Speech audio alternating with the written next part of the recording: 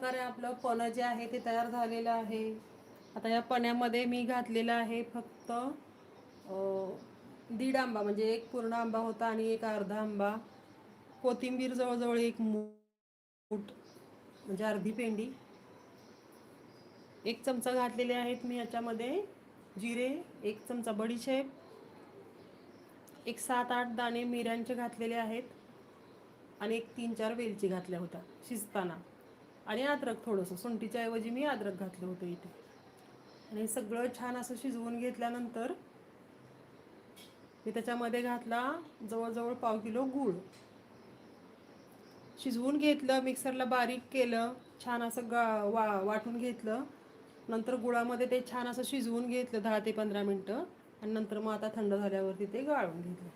आता हे असंच आपण स्टोअर करून ठेवू शकतो फ्रीजमध्ये अगदी 1 महिनाभरासाठी. खूप छान असं